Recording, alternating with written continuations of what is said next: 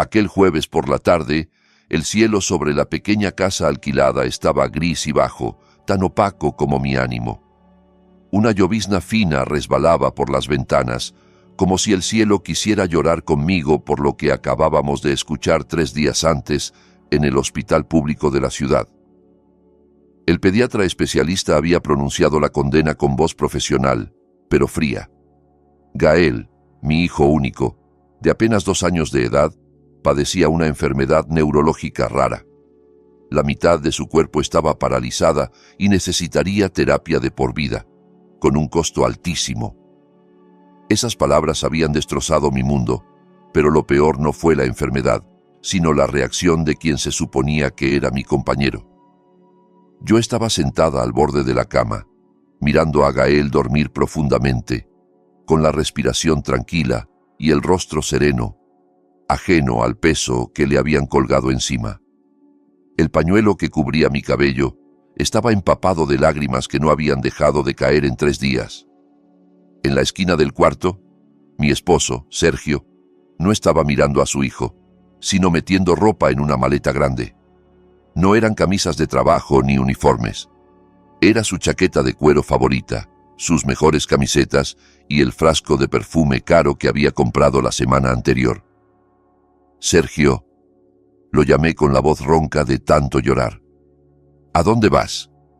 Llevas 3 días, sin decir nada. Él no se giró. Cerró la maleta de golpe, con un portazo de cierre que resonó como un disparo. Cuando por fin habló, su voz sonó helada, desconocida. Me voy, Laura. No aguanto más. Sentí que me apretaban el corazón con la mano. ¿Irte? ¿A dónde? Tenemos que buscar dinero para la terapia de Gael. El doctor dijo. Al diablo con el doctor. Me interrumpió, dándose la vuelta al fin. Su mirada me atravesó como un cuchillo. No era la mirada de un marido, era la de un extraño lleno de rabia. Estoy cansado, ¿me oyes? Cansado desde que nació ese niño. Nuestra vida se vino abajo. Y ahora, paralítico, discapacitado. ¿Quieres que pase el resto de mi vida trabajando solo para mantener a un inválido? Cada palabra suya era una hoja de navaja cortándome por dentro. Es tu hijo, susurré. Tu sangre, tu carne. ¿Cómo puedes llamarlo inválido? Sergio soltó una carcajada horrible cargada de burla. Mi hijo. Ni siquiera estoy seguro de que lo sea. A lo mejor es fruto de tus andanzas por ahí. Si me hubiese abofeteado, no me habría dolido tanto. Me quedé muda, en shock. Dios mío, Sergio, ¿te escuchas? Me escucho perfectamente, respondió con calma cruel. Caminó hasta el pequeño aparador donde yo guardaba nuestros documentos y el poco dinero que teníamos. Dentro había un sobre marrón con billetes que, al cambio, eran unos $200, fruto de vender mi único anillo de boda y una pulsera heredada de mi madre, todo reservado para el anticipo de la terapia de Gael la semana siguiente. Vi su mano acercarse al sobre. «No, Sergio», grité intentando interponerme, con Gael aún dormido a mis espaldas. «Ese dinero es para la terapia de Gael. Es lo único que tiene». Sergio me empujó con brusquedad. Mi cuerpo, delgado y agotado, se estrelló contra la pared. «Quítate de en medio», escupió. Metió el sobre en el bolsillo como si hubiera tomado unos simples billetes para un capricho cualquiera. Después sacó la libreta de ahorros de un cajón. Sabía que yo no tenía tarjeta. Al día siguiente vaciaría todo lo que quedara. «Sergio, te lo ruego». Lloré, arrastrándome hasta sus pies. «No toques ese dinero. Llévate lo que hay en mi cartera, las pocas joyas que me quedan, pero no lo de la terapia. Sin esa terapia, Gael no volverá a caminar. Por favor». Me soltó de un manotazo, como quien aparta una basura pegada al zapato. Luego hizo algo que me quebró más que cualquier golpe. Se acercó a la cama donde Gael dormía, pequeño e indefenso. Yo aún tenía la absurda esperanza de que al verlo sentiría algo, que un resto de amor de padre lo haría recapacitar. Lo miró unos segundos y murmuró: «Un peso muerto. Solo un lastre para toda la vida». Ni siquiera lo tocó. Se volvió, arrastrando la maleta hacia la puerta. Yo, con el último hilo de fuerzas, cargué a Gael, que se despertó sobresaltado y empezó a llorar. Salí detrás de Sergio hasta el porche. La lluvia arreció, empapando mi ropa y el pañuelo de mi cabeza. Entonces lo vi. Un sedán brillante que yo nunca había visto esperaba frente al portón de la casa alquilada, el motor encendido, las luces encendidas. La ventanilla del copiloto se bajó y allí estaba ella, Clara, la secretaria de Sergio en la oficina, la mujer sobre la que tantas veces había rechazado mis sospechas. Llevaba los labios pintados de rojo intenso y una sonrisa venenosa. Sergio abrió el maletero, lanzó su maleta dentro y se apresuró a ocupar el asiento del conductor. Clara soltó una carcajada estridente, triunfal. Antes de que arrancaran, ella asomó la cabeza por la ventanilla. «Adiós, Laura», dijo con sorna. «Quédate cuidando a tu hijito inválido. Yo me llevo a Sergio a disfrutar la vida». El coche salió disparado, levantando agua sucia de los charcos que me salpicó la cara y el velo. Yo me quedé allí, inmóvil, con Gael llorando a todo pulmón entre mis brazos y el corazón convertido en hielo. Cuando el sonido del motor se perdió en la distancia, solo quedaron el ruido de la lluvia y el sollozo de mi hijo. Me dejé caer en el suelo frío del porche, temblando. Mi marido se había ido con otra mujer. Se había llevado todo el dinero que teníamos, incluso el destinado a la terapia de su propio hijo, y se había burlado de nosotros. Sabía que al día siguiente la cuenta estaría en cero. En su cabeza habíamos dejado de existir.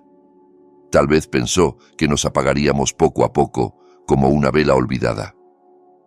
El primer amanecer sin Sergio fue el más largo de mi vida. El sol salió, pero la luz no logró atravesar la penumbra pegajosa de aquel cuarto minúsculo. No había podido dormir ni un minuto. Había pasado la noche en el suelo, abrazando a Gael, que terminó con fiebre. Su llanto intenso de la noche se fue apagando por agotamiento, pero al amanecer volvió a quejarse, bajito, con un gemido que se me clavaba en los oídos. Tenía hambre. Me levanté como pude. Las piernas me hormigueaban. Fui hasta nuestra cocina, apenas un rincón con un fogón. Abrí la nevera, vacía. Sergio se había llevado incluso la leche en polvo de Gael. Revisé el bote del arroz. Nada. Abrí mi cartera encima de la mesa. Ni una moneda. El hombre con el que me había casado no nos había dejado ni lo justo para comer ese día. El pánico empezó a apretar en el pecho.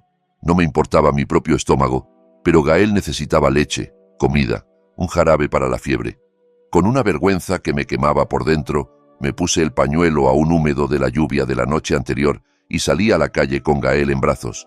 Caminé hasta la tiendita de la esquina, la de Doña Marta, al final del pasaje. «Doña Marta», la llamé en voz baja. Ella estaba acomodando huevos en bandejas y al verme, su expresión se endureció. En el barrio ya corrían los chismes. «¿Qué pasa, Laura?», dijo mirándome de arriba abajo. «Vienes con cara de no haber dormido». Sentí como las lágrimas me subían otra vez. Bajé la vista. Quería pedirle si me fía una lata de leche para Gael y un jarabe para la fiebre. Está caliente desde anoche. Doña Marta dejó los huevos con un golpe seco. «¿Fiar? ¿Y tu marido?» «Anoche lo vi pasar con una maleta enorme. Se fue, ¿verdad?» Una mujer que compraba al lado se metió en la conversación. «Ay, no me diga que la dejó. Pobre criatura». La cara me ardía. Ajusté el pañuelo para taparme un poco. «Se lo voy a pagar, se lo juro, en cuanto tenga algo de dinero». Doña Marta resopló con fastidio, pero terminó tomando una caja de leche en polvo y un blister de paracetamol infantil. «Está bien, pero si la próxima semana no me pagas, se lo digo a don Luis, al presidente de la Junta de Vecinos». «Muchas gracias», balbuceé, apurándome a salir antes de escuchar más susurros. Esa semana fue un infierno. Viví fiando en la tienda de Doña Marta, bajo su mirada cada vez más dura. Busqué trabajo como loca. Pero ¿quién iba a contratar a una mujer con un niño paralizado siempre en brazos? Al séptimo día, mis pesadillas se hicieron realidad. Alguien golpeó con fuerza la puerta. No era Sergio, sino el dueño de la casa, don Rogelio, acompañado de don Luis.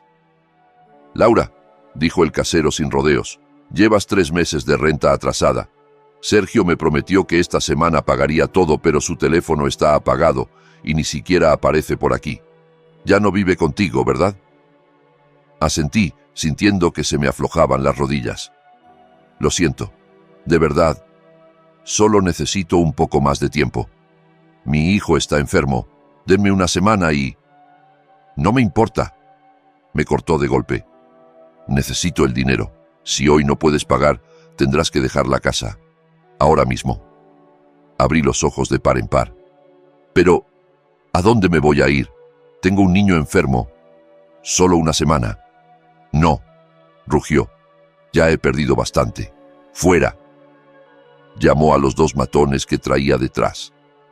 Ellos entraron sin pedir permiso y empezaron a sacar nuestras cosas.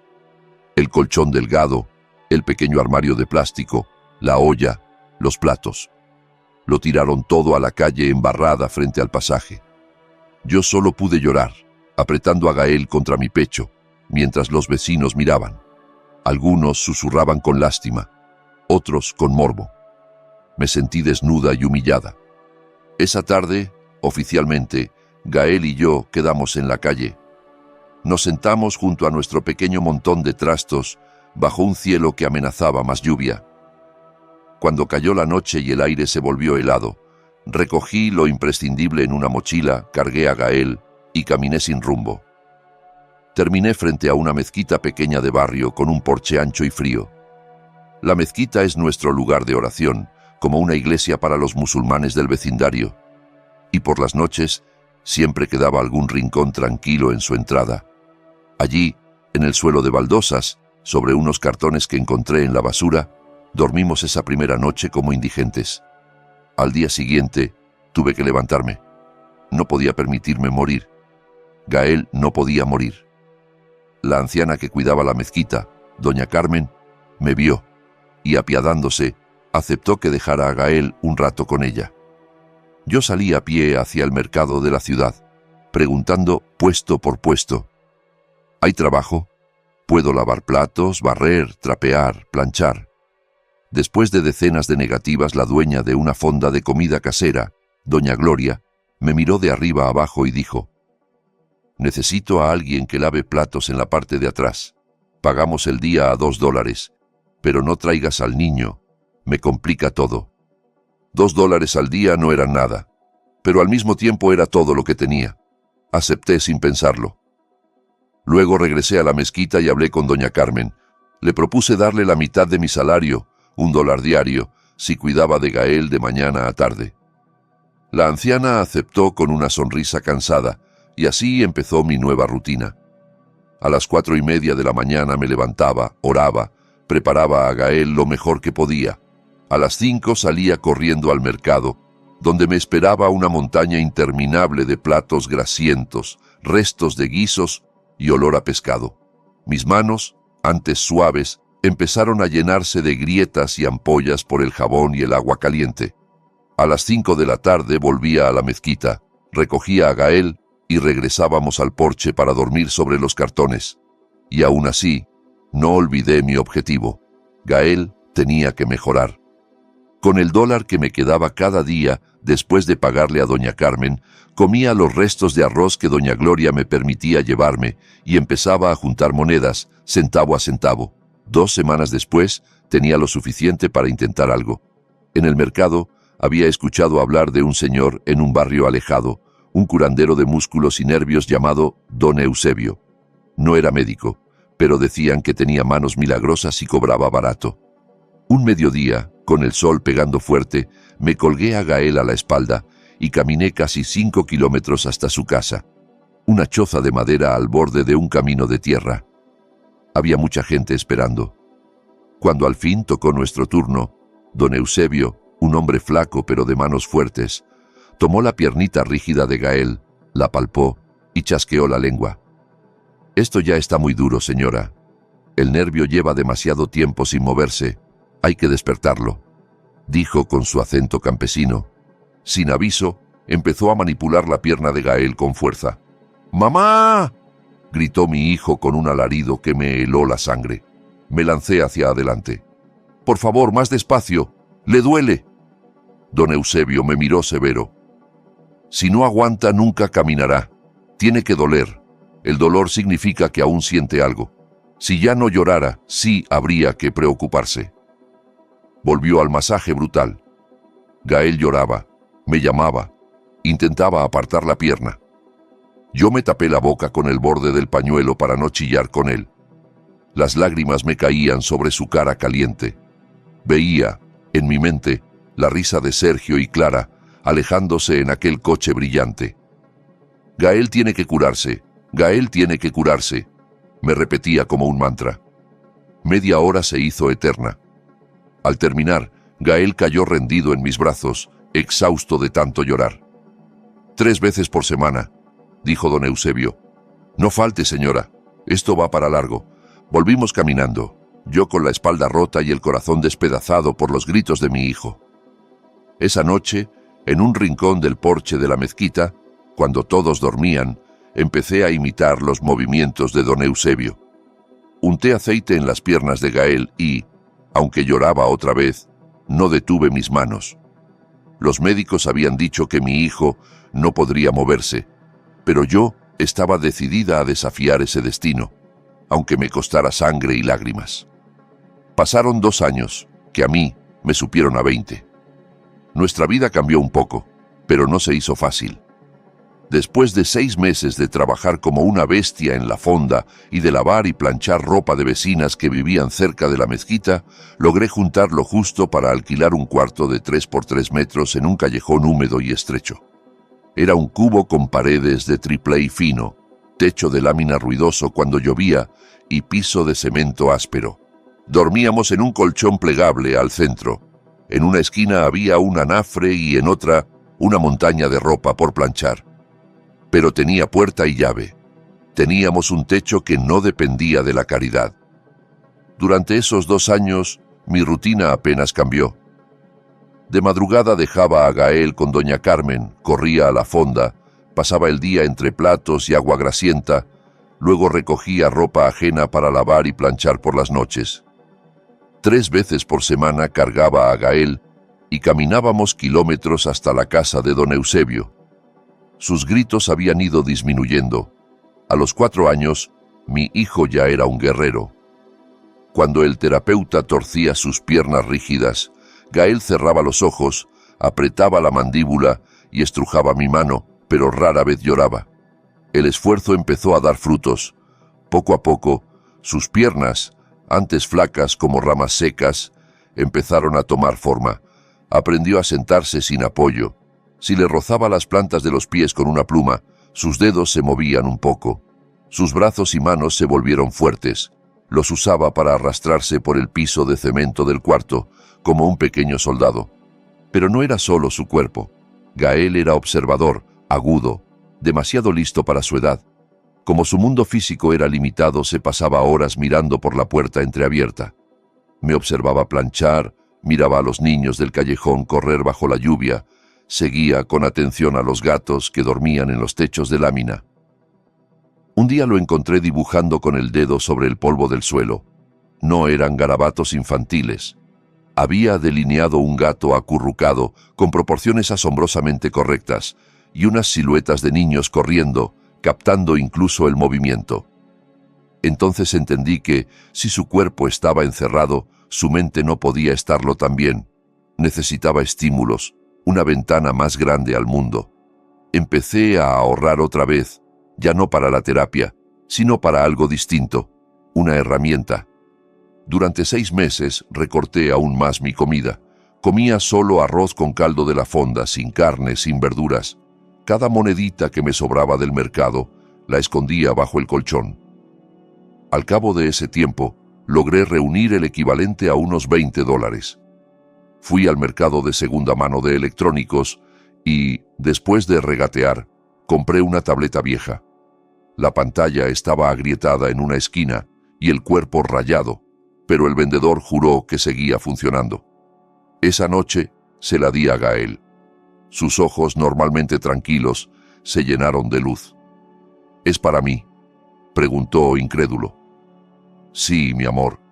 Es para que aprendas, para que veas cosas nuevas. Pero prométeme que no vas a pasar todo el día jugando». Bromeé. Me equivoqué. Debí dejarlo jugar más. Le instalé unas aplicaciones gratuitas. Una para dibujar, algunos juegos educativos sencillos. En una semana ya lo dominaba todo. A las 2 ya estaba aburrido. «Mamá», me dijo una tarde, «este juego está mal. El monstruo debería poder saltar más alto». Sonreí, cansada. «Pues haz tú uno mejor», contesté, en tono de chiste. Pero él lo tomó en serio. «¿Cómo se hace un juego?». Me quedé callada. Era una lavaplatos con estudios hasta la preparatoria. No tenía idea de cómo responder. Pero vi la determinación en sus ojitos. Aquella noche, cuando Gael se durmió, no me eché al colchón. Fui a la mezquita, no para descansar, sino para conectarme al wifi gratis que llegaba débil al porche. Temblando de frío, abrí la tableta de Gael y busqué cómo hacer juegos para niños. Encontré una aplicación de programación visual, de esas en las que arrastras bloques de órdenes en lugar de escribir código. La descargué. Desde el día siguiente, Gael encontró su universo. Sentado en el colchón, con las piernas torcidas frente a él, sus dedos fuertes corrían por la pantalla resquebrajada, arrastrando bloques, probando combinaciones, frustrándose, volviendo a intentar. Ya no solo dibujaba, lograba que sus dibujos se movieran, que respondieran a órdenes. Murmuraba para sí mientras trabajaba: «No, así no. Si choca con esto, tiene que volver al principio, no morirse». Yo lo observaba de reojo mientras planchaba. No entendía casi nada, pero veía una concentración feroz. Había fuego en su mirada, y entonces llegó la segunda gran casualidad, que en el fondo era un milagro. Una tarde de terapia, las piernas de Gael estaban especialmente rígidas. Don Eusebio explicó que era una fase en la que los músculos se resistían antes de ceder. Gael sufrió más que de costumbre. Esa noche, de regreso en nuestro cuarto, yo le masajeaba las piernas con aceite, mientras él, acostado boca arriba, seguía trasteando con su juego. «Vamos, mi cielo, pelea con el dolor», le susurraba viendo su cara contraída. «Tú puedes, tus piernas pueden». «Es difícil, mamá», se quejó, rojo de frustración. No supe si hablaba de sus piernas o del juego que no funcionaba. «Gael puede», insistí. «Yo lo sé. Inténtalo otra vez». Él apretó los ojos, gritó con rabia y se concentró con todas sus fuerzas. En ese mismo segundo, pasaron dos cosas a la vez. En la pantalla de la tableta, el personaje cuadrado que había creado saltó por fin el obstáculo. Gael había dado con la combinación exacta de bloques. Y bajo mis manos, la pierna derecha de mi hijo dio una patada. No fue un movimiento grande, apenas un golpe rígido pero consciente. Él la había movido. Me quedé petrificada con las manos temblando. Gael abrió los ojos y miró la pantalla y luego su pierna. «Mamá», susurró. Mi pierna se movió. Ya no pude contenerme. Dejé caer la tableta sobre el colchón y lo abracé con todas mis fuerzas. Lloré, pero no era el llanto de la derrota, sino el de la victoria. «Puedes, Gael. Vas a caminar, mi amor». «Gracias, Dios mío». Aquella noche sentí dos milagros. Sus piernas respondían y al mismo tiempo entendí que en su cabeza había un diamante en bruto. Lo de esa noche cambió todo. El aire en nuestro cuartito, antes pesado, empezó a oler a esperanza. Ya no éramos solo dos sobrevivientes. Éramos un equipo que planeaba ganar. Comprendí que tenía dos misiones gigantescas: sanar el cuerpo de Gael y alimentar su mente. A la semana siguiente, le conté a don Eusebio lo de la patada. Él sonrió por primera vez. «Es una señal buenísima, Laura. Los nervios ya conectaron. De aquí en adelante, no será solo forzar, será entrenar». Las terapias se intensificaron. Él me enseñó a fabricar un caminador sencillo con tubos de madera. Cada día, en el pasillo del callejón, yo sujetaba a Gael por detrás, obligándolo a apoyar las plantas de los pies en el piso. Se caía, se levantaba, volvía a caer. Tenía las rodillas llenas de moretones y costras. Entre sudor, lágrimas y risas nerviosas, se forjaba su futuro. Cuando, con 5 años, empezaba a rendirse, se quejaba. «Me duele, mamá. Estoy cansado». «Solo un poquito más», le decía, limpiándole el sudor de la frente.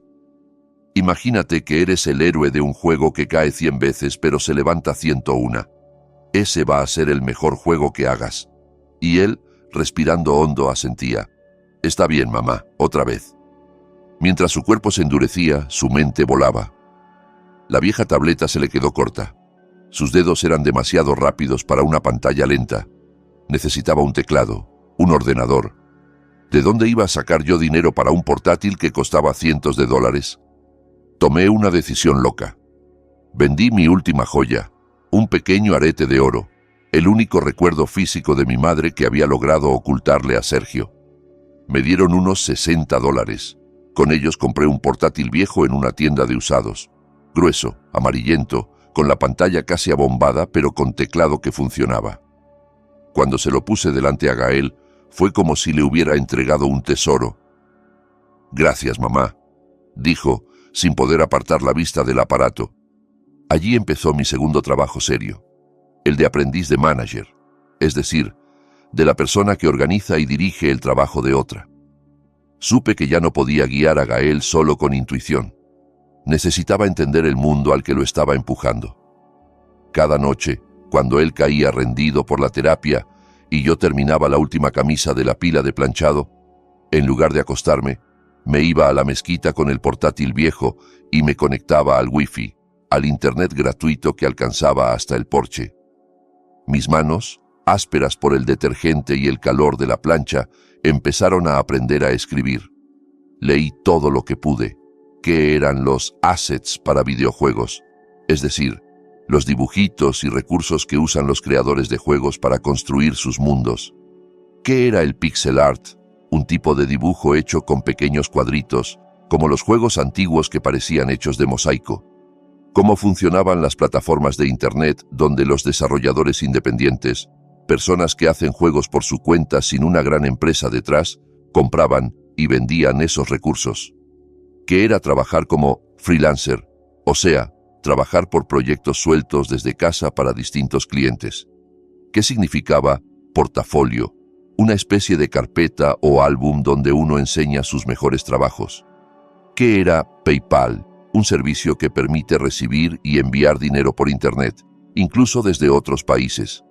Me aprendí palabras básicas en inglés: buy, comprar; sell, vender; client, cliente; payment, pago; project, proyecto. Las copiaba en un cuaderno gastado. En mi cabeza, yo ya no era solo una madre desesperada. Era la directora de una empresa con un solo empleado, mi hijo. De día, cuando Gael no tenía terapia, se sentaba frente al portátil. Le compré un cuaderno de dibujo y unos lápices de colores baratos. «Primero dibuja en papel», le dije. «Piensa bien el personaje, luego lo pasas a la computadora». Y él dibujaba sin parar: caballeros, dragones, monstruos, árboles mágicos, castillos. Su estilo era sencillo, formado por cuadritos, lo que luego supe que se llamaba pixel art, pero lleno de vida y personalidad. «Este es el caballero de fuego», me explicaba. «Su espada lanza llamas, pero el agua lo debilita». «Está genial», respondía yo. «Ahora prueba a dibujarlo quieto, caminando y atacando. Necesitamos varias posiciones». Repetía las instrucciones que había leído en tutoriales para principiantes. Gael se dedicó a ello con paciencia. Cuadro por cuadro, fue armando sus animaciones en un programa gratuito que le instalé. 2 meses después, teníamos nuestro primer portafolio. Un paquete de personajes de caballeros de fuego con 10 animaciones cada uno, 5 monstruos de cueva y un set de cofres, tesoros y monedas. Tocaba la parte más difícil: venderlo. Esa noche, en el porche de la mezquita, Abrí una cuenta en una página pequeña para creadores de videojuegos independientes. Elegí el nombre Laura Studio como marca. Subí los archivos de Gael y me quedé mirando la pantalla con el corazón en la garganta. ¿Cuánto tenía que cobrar? Revisé lo que cobraban otros. Muchos paquetes costaban 10, 20 dólares. Me dio miedo. Nosotros vendíamos desde un cuartito húmedo. Me sentía como una intrusa en el mundo digital. Al final puse el precio más bajo de todo el sitio, 3 dólares. Cuando apreté publicar, sentí que lanzaba una botella al océano. Pasó un día, nada. 2, silencio. Una semana, vacío. Gael empezó a inquietarse. ¿Por qué nadie compra, mamá? Porque todavía no nos han visto, le dije, tratando de ocultar mi propia decepción. Hagamos otro paquete aún mejor. Quizá este sea solo el inicio, pero por las noches cuando me quedaba sola con la pantalla azulada del portátil, dudaba. ¿Y si nadie quería los dibujos de mi hijo? ¿Y si todo era un sueño? 2 semanas después de haber subido el paquete, una madrugada en la que planchaba un vestido a las 2 de la mañana, mi viejo celular vibró. No era una llamada ni un mensaje de texto, era una notificación de correo. Apagué la plancha y con las manos temblorosas abrí el mensaje. Venía de la plataforma de ventas. Felicidades, Laura Studio. Has recibido un pago de 3 dólares por el objeto Pixel Fire Night Asset Pack. Leí la línea una y otra vez. Sentí que el corazón se me detenía. Me dejé caer en el suelo. Las lágrimas cayeron sobre la tela caliente y produjeron un pequeño siseo. Lloré en silencio, no por la cantidad. 3 dólares apenas alcanzaban para leche para 2 días, sino por lo que significaba. Era la prueba de que lo que Gael hacía tenía valor más allá de nuestra casa, de que alguien, en algún lugar lejano, había decidido pagar por su talento. El correo decía que la compra venía de Canadá. Me levanté corriendo, fui al colchón y sacudí a Gael. «Gael, despierta». Él abrió los ojos a medias, confundido. «¿Qué pasa, mamá? ¿Hay fuego?» «Vendimos, hijo, vendimos». Le puse la pantalla del teléfono delante. «Mira, alguien compró tus dibujos por 3 dólares». Gael se frotó los ojos, enfocó la vista y sonrió despacio, con la sonrisa más hermosa que le había visto. «¿De verdad, mamá?» «De verdad, mi amor». Nos abrazamos, los dos riendo y llorando a la vez, en medio de aquel cuartito lleno de ropa por planchar. Al día siguiente, cambié los 3 dólares y tomé 2 decisiones. No compré ropa nueva ni me di ningún capricho. Primero llevé a Gael con don Eusebio y pagué una doble sesión de terapia. Luego fui a la farmacia y compré el mejor suplemento de vitaminas para niños que pude encontrar y una pomada cara para los moretones de sus rodillas. Aquella noche, mientras le untaba la crema, él me miró muy serio. «Mamá», dijo, «mañana quiero hacer robots más chidos para que los vendamos a 5 dólares». Sonreí. «Haz todos los robots que quieras, mi vida. Cada dólar lo vamos a guardar. Un día, en vez de que yo te cargue, te vas a comprar unas piernas de robot». Se me escapó la risa. El sueño de mi hijo era aún más grande que el mío. Desde esa noche, supe que lo lograríamos. Cada dólar que salía de su mente y sus manos lo reinvertíamos en su salud. Estábamos construyendo nuestro propio imperio, paso a paso, desde la nada. 6 años dan para muchos días. Son 72 meses, más de 2000 amaneceres. Para mí, fueron 2000 batallas libradas desde que salía el sol hasta que caía la noche. Aquella primera venta fue solo la chispa. Esa misma madrugada, después de que Gael se volvió a dormir, regresé al portátil. Compré un pequeño paquete de datos para el celular con lo que me había quedado de vender el arete. Ya no podía depender del wifi irregular de la mezquita. Pasé la noche entera estudiando otras páginas. Vi que algunos artistas vendían paquetes por 20, 50 y hasta 100 dólares. Comparé sus trabajos con los de Gael y viéndolo con honestidad, supe que mi hijo no tenía nada que envidiarles. Incluso sus diseños eran más limpios y originales. Entendí que me había subestimado, que había salido al mundo digital con mentalidad de mendiga. Al día siguiente, le dije a Gael, «Hijo, necesito un favor. ¿Puedes hacerme otro set? ahora con tema de robots. Robots buenos y malos, con armas y fondos de pelea. Él, que acababa de terminar sus ejercicios de caminar con el caminador y estaba sudando, se entusiasmó. Claro, mamá, ya tengo ideas. Durante una semana trabajó como un profesional. Esbozaba en su cuaderno, tachaba, redibujaba y luego lo pasaba al ordenador. No hizo solo 2 robots, terminó con 5 robots villanos, 2 héroes, 10 tipos de armas y 5 escenarios diferentes. Lo llamó Paquete de Guerra Cibernética. Esa noche lo subí a la plataforma. Mis dedos volvieron a temblar cuando escribí el precio. Esta vez no puse $3. Me armé de valor y escribí 50. $50 me parecían una locura. Cerré el portátil y traté de dormir. No pude. A la mañana siguiente sonó de nuevo el correo. Has recibido un pago de $50. Me senté, sin fuerza en las piernas. Era real. Pero la verdadera sorpresa llegó una hora después. Otro correo, esta vez del comprador. No era un cliente anónimo, firmaba con nombre y cargo. Marcos Jiménez, director de arte de Lago Estelar Games. El mensaje estaba en inglés. Lo leí despacio, palabra por palabra, ayudándome con un diccionario en línea. Querido Laura Studio, acabo de comprar su paquete de guerra cibernética. Debo decir que es el mejor pixel art que he visto este año. Me sorprende que lo venda tan barato. Mi equipo está desarrollando un nuevo juego y necesitamos 10 personajes de robot adicionales con este mismo estilo. Aceptaría un trabajo por contrato. Podemos pagarle $1,000 por los 10 personajes. $1,000. Volví a contar los ceros. 1,000. Nunca había visto esa cantidad junta ni en sueños. Ni Sergio, con su sueldo de oficina, había ganado eso de golpe. Respondí como pude. Sí, podemos, gracias. Me tomó media hora escribir esa frase sin errores. Una semana después, el dinero llegó a mi cuenta de PayPal. Lo primero que hice no fue cambiar de casa ni comprar ropa. Llevé a Gael al mejor hospital privado de la ciudad. Lo atendió un traumatólogo y rehabilitador prestigioso, un hombre de mediana edad, amable, que examinó las piernas de mi hijo con atención y revisó las radiografías. Lo que le ha hecho ese terapeuta de barrio es impresionante, comentó. Ha mantenido vivos sus músculos, pero ahora toca la siguiente fase.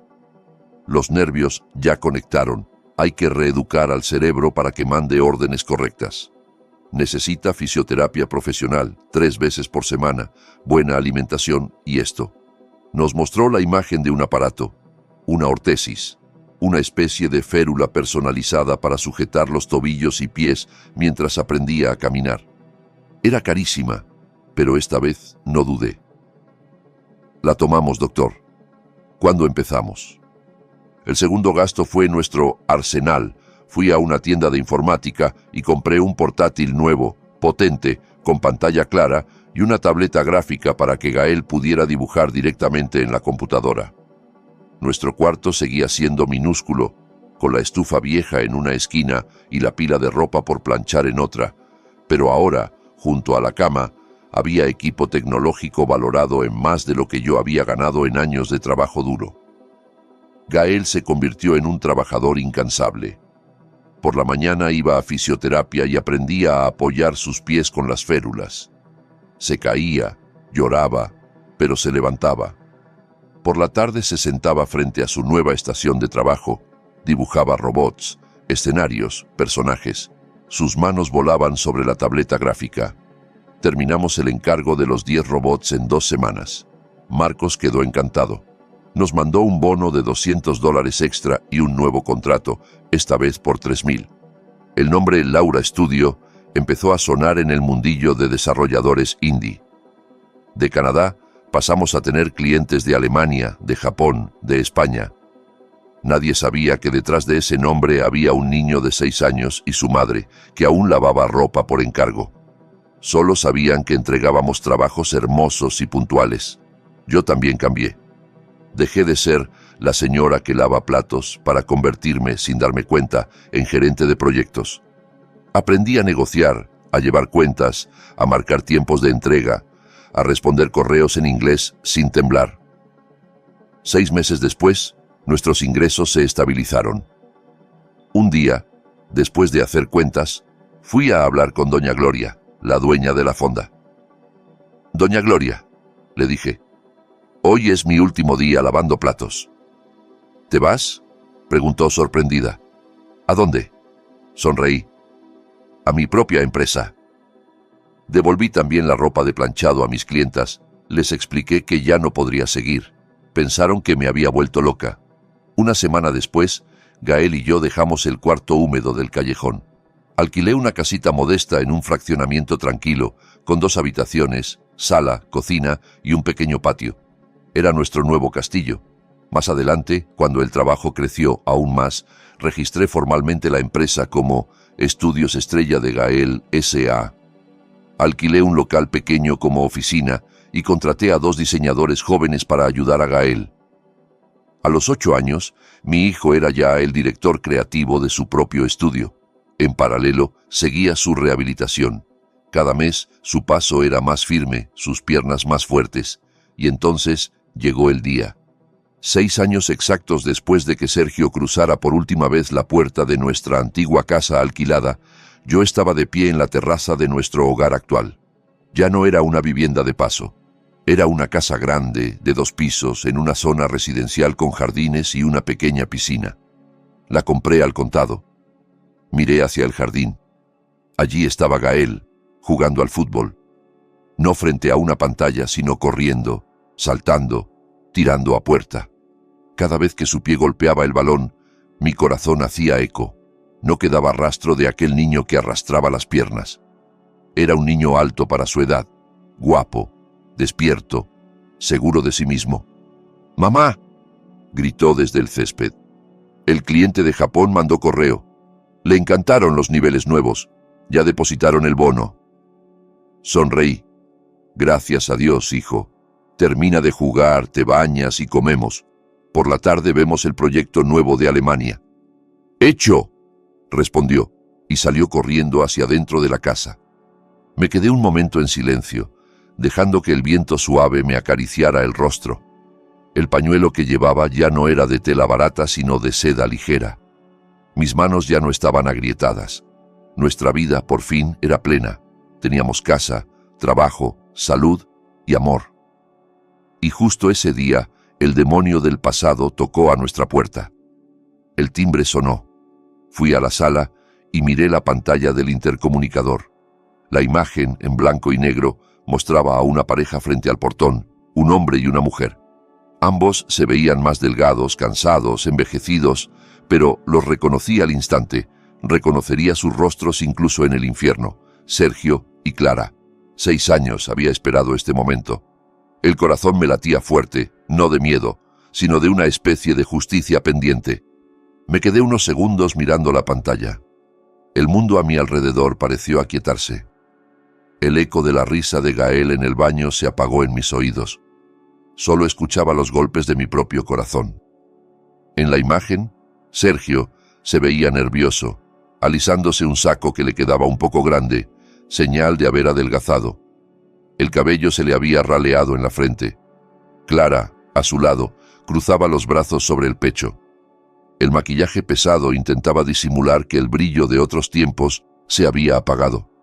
Su vestido rojo llamativo se veía vulgar frente a la sobria elegancia de mi casa. Eran la estampa perfecta de lo que siempre imaginé. 2 derrotados. Sergio levantó la mano para tocar el timbre otra vez. Antes de que lo hiciera, presioné el botón de audio. «¿A quién buscan?», pregunté. Mi propia voz sonó extraña, tranquila y dura. Ellos se sobresaltaron al escucharme. «Laura», dijo Sergio, vacilante. «Soy yo, Sergio». Clara me miró desde la pantalla, evaluándome, aunque solo pudiera verme en pequeño. Guardé silencio unos segundos, dejándolos morder la incertidumbre. «¿Qué se les ofrece?» Solo queríamos saludar», improvisó él. «Hace mucho que no nos vemos. Nos dijeron que vives aquí. ¿Podemos pasar un momento?» «Saludar». En su boca esa palabra sonó más sucia que cualquier insulto. «Gael», grité hacia el interior de la casa con tono suave. «Mi amor, quédate un rato en tu cuarto, juega en la compu. Tengo visita». «Está bien, mamá», respondió desde arriba. No quería que lo viera, aún no, esto era mío. Toqué el botón para abrir el portón. El mecanismo se activó con un zumbido suave y las rejas se deslizaron hacia los lados. En el monitor vi sus caras de sorpresa. No esperaban que tuviera un sistema automático, ni ese tipo de entrada.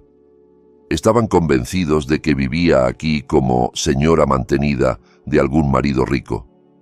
Apagué la pantalla. No me interesaba verlos cruzar el jardín, que disfrutaran por unos segundos el camino desde el suelo de su ruina hasta la puerta de mi justicia. Fui hasta la puerta principal, una pieza de madera sólida, alta. Me quedé detrás, respiré hondo. Yo ya no era la Laura que lloraba en un porche bajo la lluvia, sino la directora general de una empresa, la madre de un genio. Escuché sus pasos sobre el mármol del recibidor exterior, el timbre de nuevo. Giré la llave y abrí de par en par. Quedamos frente a frente, 6 años comprimidos entre nosotros. Sergio me miró con la mandíbula apretada y los ojos llenos de sorpresa, resentimiento y, sobre todo, codicia. Clara me recorrió de pies a cabeza, mi pañuelo de seda, mi blusa elegante, mi falda larga. Vi en sus ojos el instante exacto en que aceptó que en todos los sentidos había perdido. «Laura», empezó Sergio, forzando una sonrisa rígida. «Te ves muy diferente».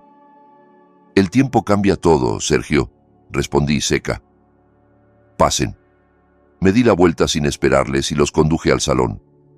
Lo hice adrede, para que vieran el techo alto, el sofá de piel, el cuadro grande en la pared, más caro que todo lo que ellos me habían robado. Caminaban como ladrones en palacio mirando a todas partes con gula. «No lo puedo creer», susurró Clara. «Esta casa... Seguro tu marido es millonario». Sergio se sentó en la orilla del sofá, incómodo. Clara se acomodó a su lado. Me senté frente a ellos, erguida, las manos tranquilas sobre las rodillas. Después de 6 años, ¿qué los trae? No parecen venir solo a saludar. Sergio carraspeó, intentando recuperar algo del encanto que un día tuvo. Se colocó una máscara de falsa culpa. «Laura, sé que me equivoqué. Lo siento». «¿Lo sientes?» Incliné la cabeza. «¿Lamentas haberme dejado o lamentas haberlo hecho antes de que yo viviera así?» No esperaba tanta frialdad. Se movió incómodo. «No es eso, Las cosas no nos fueron bien. El negocio quebró, Clara ha estado enferma. Están arruinados», rematé sin pregunta. Clara se sonrojó de rabia. «¿Qué insinúas? ¿Estamos bien?» «Ah, sí». «Entonces, ¿por qué el sedán en el que escaparon hace 6 años está ahora afuera con un aviso de embargo pegado en la ventana?» Se quedaron de piedra. Yo lo había visto en la cámara. Sabía que ellos sabían que mentían. La fachada se les vino abajo. «Necesitamos ayuda», admitió Sergio en voz baja. «Supimos que te va bien. Te casaste otra vez, ¿no? Tu marido debe ser un gran hombre». Me miró con rencor. «Seguro él no sabe de tu pasado». Clara añadió con veneno. «Ni de que tienes un hijo. Ya sabes, un hijo así». Y ahí estaba su plan en bandeja. «Entonces», dije serena, «han venido a chantajear a mi supuesto marido rico». «No es chantaje», se apresuró Sergio. «Digamos que... compensación. Nos callamos 6 años. Podemos seguir callados si nos ayudas un poco». Clara torció la boca en una sonrisa torcida. «No debe ser nada para ustedes. Una cantidad y desaparecemos. Así tu esposo jamás sabrá que se casó con una mujer con un hijo problemático». «¿Con un hijo qué?», pregunté clavándole la mirada. Se produjo un silencio incómodo. Sabían que habíamos llegado al núcleo. Pensaban que me avergonzaba de Gael, que lo escondía. Sergio sonrió con malicia, creyendo tener la ventaja. «Vamos, Laura», dijo. «Tu marido no querrá cargar con algo así. Seguro no sabe nada del niño. Volvió a reír, con ese mismo sonido que me había roto 6 años atrás. ¿Cómo está, por cierto, el inválido? La carcajada de Sergio llenó mi salón, idéntica a la que lanzó frente al coche aquella tarde de lluvia. Clara lo imitó, chillona. Seguro lo tienes encerrado en algún cuarto o en un hogar de caridad. Apuesta a que le dijiste a tu marido que el niño murió, ¿no? Más fácil que explicar ese problemita. Cada frase era gasolina sobre el fuego que ellos mismos habían encendido. Yo solo sostenía la cerilla, esperando el momento justo. Así que vienen a mi casa, después de lo que hicieron, a acusarme, a insultar a mi hijo y a pedirme dinero. Resumí, sin elevar la voz. ¿Cuánto? $500,000, soltó Clara, como si dijera una tontería. Recordé aquellos $200 de la terapia robada y casi me reí. $500,000, repetí, sonriendo de lado. Apenas vieron la sonrisa, su seguridad empezó a flaquear. Esa no era la reacción asustada que esperaban. ¿De qué te ríes?, espetó Clara. De que no han cambiado, siguen siendo igual de necios, ambiciosos y ciegos. «Cuida tu lengua», gritó Sergio poniéndose de pie. «Venimos en son de paz. No seas grosera. ¿Dónde lo escondes, eh? ¿Dónde está Gael? ¿En qué cuarto?» Clara también se levantó mirando hacia el pasillo que llevaba a las habitaciones. «Voy a verlo con mis propios ojos, así que quítate. Le tomaré una foto y se la mandaré a tu esposo. Quiero que vea qué clase de mujer tiene». Empezó a rodear el sofá. «Alto», dije, con una sola palabra. No grité, pero la autoridad de mi tono la detuvo en seco. Durante unos segundos solo se oyó el tic-tac del reloj. ¿De verdad quieren verlo?, pregunté, levantándome despacio y acomodándome el pañuelo. Después de esto, no habrá vuelta atrás. Donde se mencionó su nombre, Sergio volvió a inflarse de falsa confianza. «Claro que sí», se burló. «Queremos ver si sigue arrastrándose o si ya se pudrió». Se le escapó una risita. Esas palabras sellaron su destino. «De acuerdo», dije. «Van a verlo, pero no está en ningún cuarto trasero». Señalé la escalera de caracol que llevaba al segundo piso. «Está arriba, en su estudio». «¿Estudio?», bufó Clara. «¿Qué hace? ¿Contar pastillas o pedir limosna por internet?». No respondí. Empecé a subir. Ellos me siguieron, sus pasos resonando pesados en el mármol. En el pasillo del segundo piso, caminé hasta la puerta doble del fondo, de madera oscura. Puse la mano en la manija. «¿Seguro que quieren esto?», lo pregunté por última vez. «Lo que vean aquí les va a cambiar la vida». Sergio perdió la paciencia. «Abre ya, Laura». Abrí. Entraron casi empujándome, la burla preparada en los labios, que se les congeló enseguida. No era una habitación de enfermo, era un centro de mando futurista. La mitad de la pared era cristal, con una vista amplia de la ciudad. El sol de la tarde inundaba el espacio. Las otras paredes estaban cubiertas de estanterías con libros, premios enmarcados y figuras de colección. En el centro, un enorme escritorio en L sostenía 3 monitores ultrapanorámicos encendidos. Uno con líneas de código, otro con gráficos en 3D, otro con un programa de mensajería. Bajo ellos, una torre de computadora transparente brillaba con luces azules. Varias tabletas gráficas, teclados mecánicos y un micrófono profesional completaban el conjunto. «¿Qué es todo esto?», susurró Clara, retrocediendo un paso. «El estudio de mi marido rico», respondí tranquila. Sergio no dijo nada. Sus ojos estaban clavados en la silla ergonómica frente a los monitores. En ella, de espaldas, estaba sentado un niño. Llevaba unos audífonos grandes y los dedos volaban sobre el teclado. «Gael», lo llamé, suave. No me escuchó, absorto en su trabajo. «Gael», repetí, un poco más alto. Él se detuvo, se quitó los audífonos. «Un segundo, mamá», dijo. «Estoy terminando un render». Luego giró la silla. Ese fue el instante que había esperado 6 años. Lo que Sergio y Clara vieron no fue a un bebé flaco en una cama, sino a un niño de 8 años, de rostro inteligente y limpio, el pelo peinado, la mirada firme. Estaba sano, erguido, sin rastro de la enfermedad que ellos habían tomado como excusa para abandonarlo. Nos miró con curiosidad y sonrió educado. «Perdón, mamá», dijo, «no sabía que teníamos visita». El silencio que siguió fue tan denso que casi se podía tocar. El color desapareció de la cara de Sergio. Sus piernas temblaron, tuvo que apoyarse en el marco de la puerta. El sudor le corría por la sien. Clara se tapó la boca con ambas manos. Los ojos le salieron de las órbitas, entre horror e incredulidad. «No, no puede ser», balbuceó. «¿Quién es él? ¿No lo reconoces?», pregunté, mirándolos a ambos. Sergio tenía la vista fija en las piernas de Gael. Gael se levantó de la silla. Se levantó. Rodeó el escritorio, caminando hacia mí. No cojeaba, no se tambaleaba. Se plantó a mi lado y tomó mi mano. «Mamá», murmuró, sin entender. «¿Por qué ese señor grita? ¿Y por qué esa señora llora?». El golpe fue perfecto. «Gael», Sergio dijo su nombre como si fuera una pregunta. «¿Gael puede caminar?». «No solo camina», respondí con frialdad. «Corre, salta y hace trucos con el balón en la piscina. Mire a mi hijo». «Hijo, te presento a Sergio y a Clara». Luego volví a clavar la vista en ellos. Sus caras eran un cuadro de sufrimiento y shock. «¿Y ustedes?», dije pausando. «Les presento a Gael, mi hijo». Como si el destino quisiera insistir, una voz femenina sonó desde uno de los monitores, en inglés. «Render complete. Project Tokyo is ready for upload».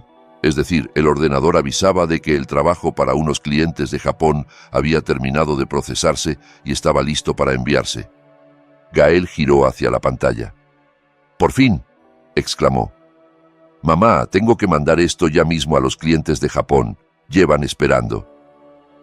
Volvió a su silla. Se sentó con naturalidad, escribió unos comandos y subió el archivo.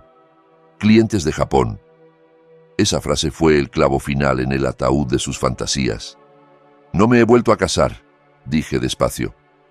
«No necesito un marido rico que me mantenga. Todo esto», señalé la habitación, «esta casa, los coches, la empresa que dirijo, vienen de aquí, de su cabeza, de sus manos, el inválido del que te burlabas, el lastre que abandonaste». Sergio se vino abajo, no por amor, sino por la conciencia brutal de lo que había tirado a la basura. No solo había dejado a un hijo, sino a una mina de diamantes. Clara se dejó caer al suelo, llorando a gritos, no de arrepentimiento, sino de rabia. «No, no puede ser», gemía. Sergio, en cambio, se arrodilló ante Gael como un jugador arruinado que encuentra el billete perdido. Lo miró con desesperación. «Hijo», susurró. «Hijo, papá está aquí». Gael dio un paso atrás, refugiándose detrás de mí. Sujetó con fuerza mi blusa. No estaba asustado. Estaba asqueado. Los niños tienen un radar para la verdad. «No lo toques», dije, en voz baja pero cortante. Sergio se congeló con la mano en el aire. «Aléjate de mi hijo». «Es mi hijo», gritó desesperado. «Mi sangre. Soy su padre. Gael, no le hagas caso a tu madre. Te llenó la cabeza de mentiras. Me equivoqué, pero puedo arreglarlo. Te compraré lo que quieras. Viajaremos por el mundo. Seremos una familia otra vez». Miró a Clara con desprecio. «Tú, vete. Lo nuestro se acabó». Clara abrió los ojos como platos. «¿Qué? ¿Te volviste loco, Sergio? Lárgate», vociferó él sin mirarla. Para él, Clara se había convertido en un boleto hacia la miseria. Gael era la entrada al paraíso. Se arrastró más cerca, intentando agarrar la mano de mi hijo. «Gael, por favor». La voz que rompió el aire fue la de Gael. «Mamá». Soltó mi ropa, caminó hasta quedar frente a Sergio. Lo miró con una calma que dolía. «Gael», repitió Sergio viendo una luz de esperanza. «Hijo». «Usted no es mi padre», lo interrumpió Gael.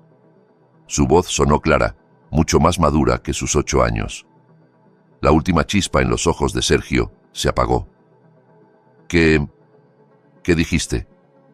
Mi madre me dijo que mi padre murió hace mucho, contestó Gael. Murió el día en que robó el dinero de mi terapia y me dejó tirado. ¿Quién te dijo eso?, soltó Sergio, furioso. ¿Ella? Miente. Yo estaba en la escalera cuando llegaron, continuó Gael sin levantar la voz. Los escuché hablar. Escuché cómo se reían de mí.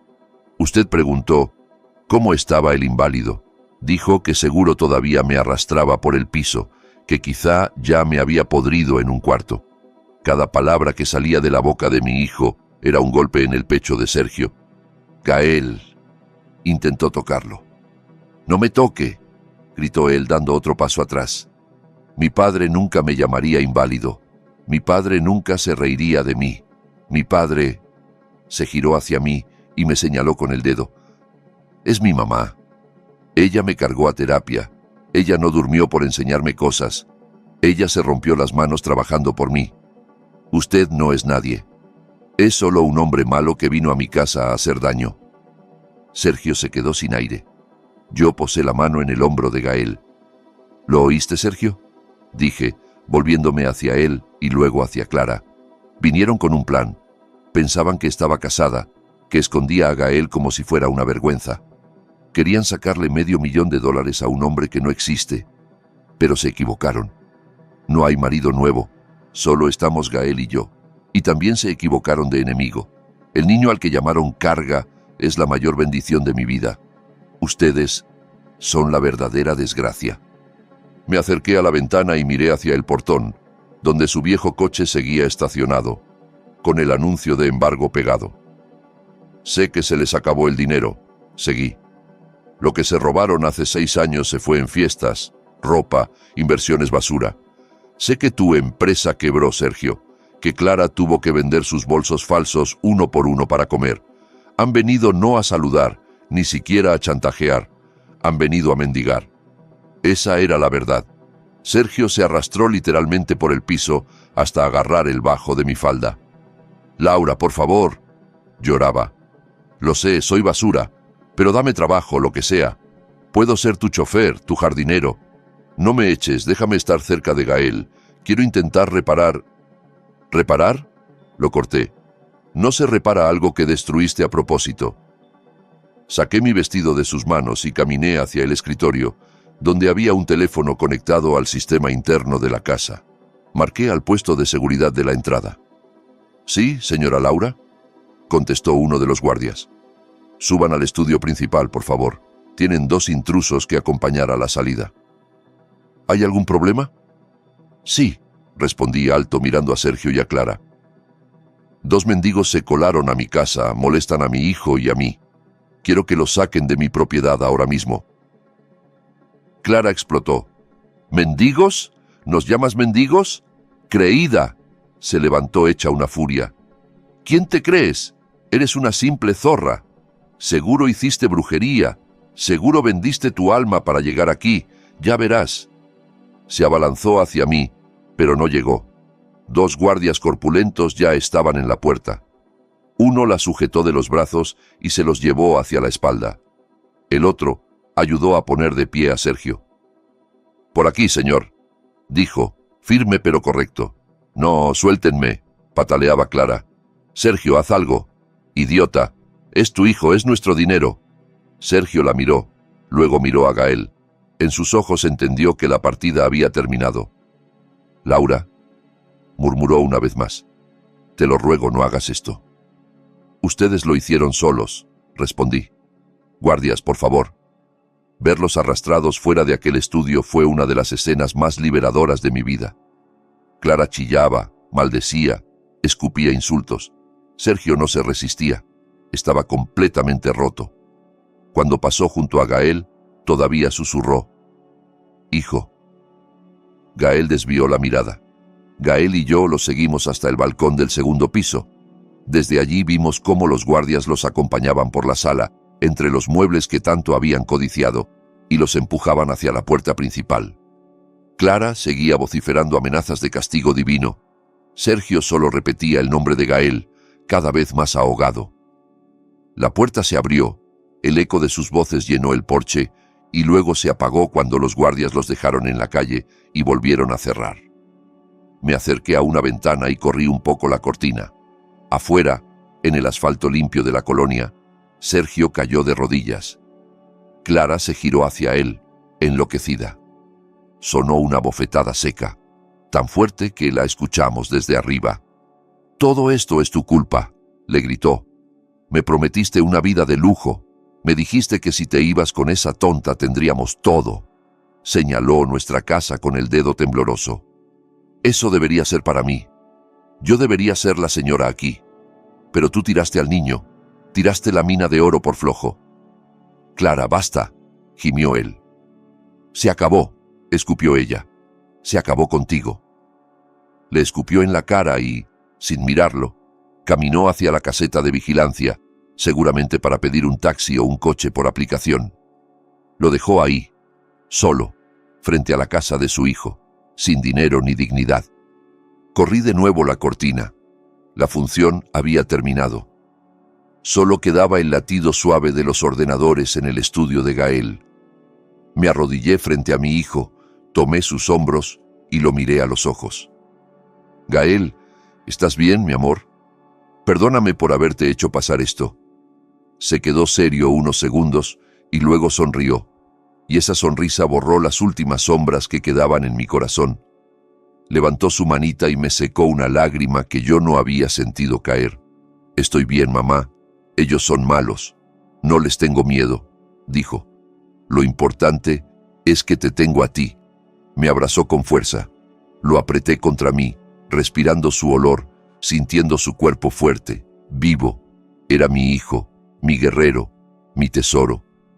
Nos quedamos así, largo rato, hasta que fue él quien se separó primero, con esa rapidez con la que su mente cambiaba de tema. «Mamá», dijo, de pronto serio, «todavía no te conté la idea del juego nuevo. Se me ocurrió antes de que tocaran el timbre. Va de una reina guerrera que tiene que proteger a su pequeño príncipe de unos monstruos de sombra. ¿Te gusta?» Solté una carcajada limpia, de esas que hacía años no me salían del alma. «Me encanta, cariño», respondí acariciándole el cabello. «Ven, cuéntame todo». Nos sentamos juntos en el sofá del estudio y Gael empezó a hablar de niveles, de hechizos, de mecánicas de juego, mientras yo lo escuchaba feliz. Por un momento, miré hacia la puerta de la casa, cerrada. 6 años atrás, alguien la había cruzado llevándose todo mi dinero y dejándome solo un lastre. Hoy, esa misma persona había sido expulsada de mi vida para siempre. Él se llevó mis bienes y huyó creyendo que se libraba de una carga. No entendió que una carga cuidada con amor se convierte en fuerza. Y esa fuerza, la de Gael y la mía, se había vuelto el mayor arrepentimiento de su vida. Y ahora, antes de que cierres este video, te quiero pedir algo desde el corazón. Tómate un momento para respirar hondo y pensar. ¿Alguna vez te han dicho que no podías, que eras un estorbo, que no ibas a llegar a nada? ¿Has tenido que sacar fuerzas de donde no quedaban por alguien a quien amas? Si esta historia de Laura y Gael te removió algo por dentro, te invito a que lo compartas en los comentarios. Cuéntanos si conoces a alguna madre, a algún padre, a algún hijo que haya tenido que luchar contra un pronóstico duro. A veces, leer la experiencia de otro también nos da fuerzas para seguir adelante.